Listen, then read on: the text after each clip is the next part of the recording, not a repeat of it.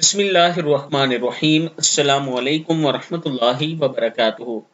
دعائے حاجات، یہ دعا حضرت امام حسین رضی اللہ تعالیٰ عنہ نے اس وقت فرمائی جب آپ رضی اللہ تعالیٰ عنہ زخموں سے چور تھے اور اپنے بیٹے جو ان کے بیٹے امام زین العابدین کے پاس پہنچے۔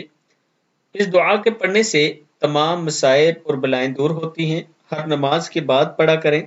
دعا کے الفاظ بہت ہی خوبصورت ہیں، خیر و برکت کے لیے بہت ہی خوبصورت دعا ہے، اور پڑھنے کے بعد آپ نے اپنے لیے خصوصی دعا کرنی ہے تو اللہ تعالیٰ خاص کرم فرمائے گا۔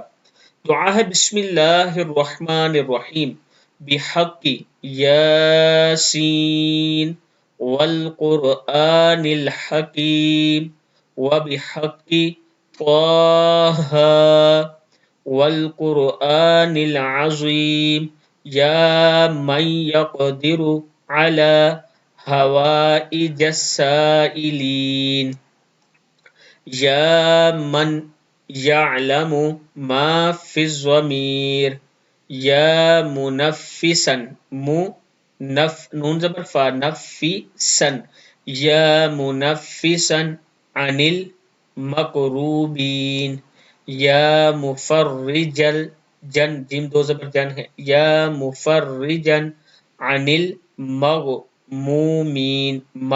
میم پیش ہوا مین ہے عن المغمومین یا راحم الشیخ الکبیر یا راحم الشیخ الکبیر یا رازق الطفل یا رازق الطفل الصغیر یا من لا یحتاج الی التفسیر صلی علی محمد وآل محمد وفعل بی اس کا اردو ترجمہ جو ہے وہ ہے، یا اللہ تجھے واسطہ یاسین اور قرآن حکیم کا اور واسطہ طٰہٰ اور قرآن عظیم کا، اے سائلوں کی حاجتوں پر قدرت رکھنے والے،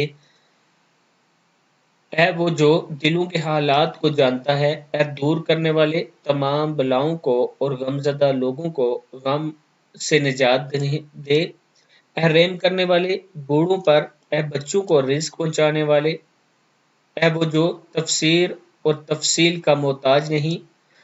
درود بھیج محمد صلی اللہ علیہ وآلہ وسلم پر اور میرے حاجات کو پورا فرما۔ اپنی حاجات بیان کریں یہاں پر لاسٹ میں، تو اللہ تعالیٰ آپ کی حاجت پوری کرے گا۔ اللہ تعالیٰ ہم سب پر کرم فرمائے۔